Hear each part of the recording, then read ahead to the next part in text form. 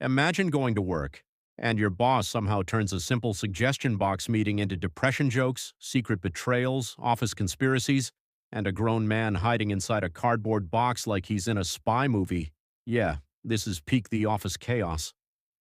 Michael Scott decides he wants to prove that he listens to his employees, so he proudly brings out the office suggestion box and tells everyone that he reads every single suggestion every week, and instantly, everything falls apart.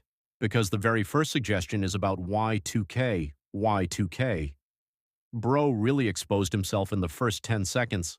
Then somebody writes that the office needs better support for employees dealing with depression, and instead of taking it seriously, Michael starts joking about it. The room immediately becomes painfully awkward.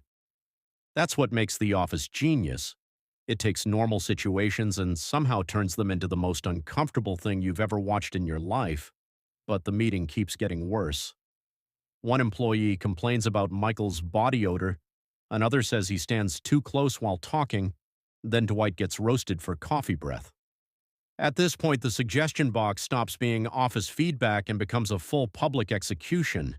Everybody starts attacking everybody, and Michael keeps pretending this is all productive. That's the funniest thing about him. He genuinely believes he's a great boss while actively destroying the entire room. Then out of nowhere, Dwight decides this is the perfect opportunity to betray Michael.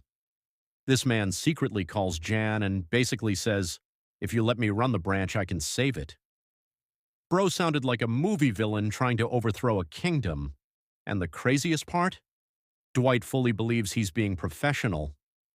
Meanwhile, Jan instantly exposes him. Michael finds out, and now the office turns into pure psychological warfare. Nobody trusts anybody anymore, and somehow it gets even crazier.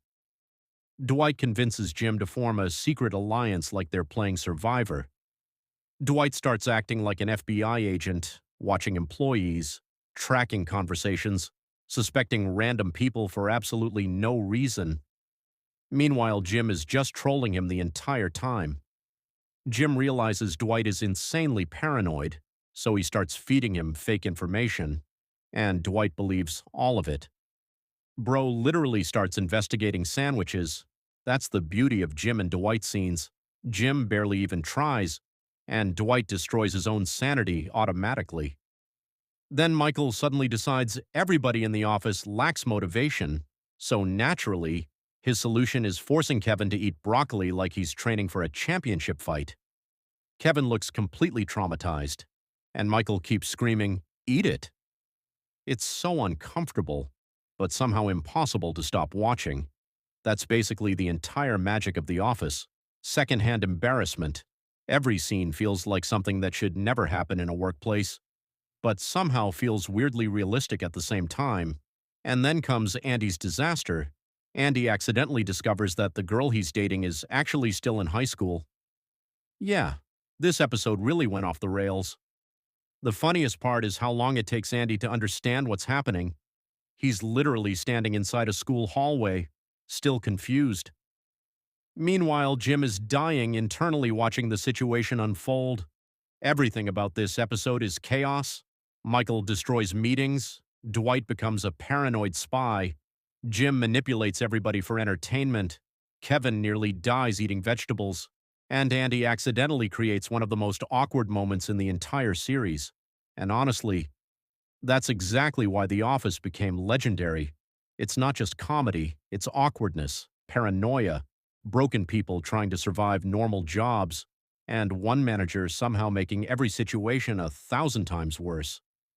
Michael Scott might actually be the only person on Earth who can turn a simple suggestion box meeting into emotional warfare, and somehow, it's one of the funniest things ever made.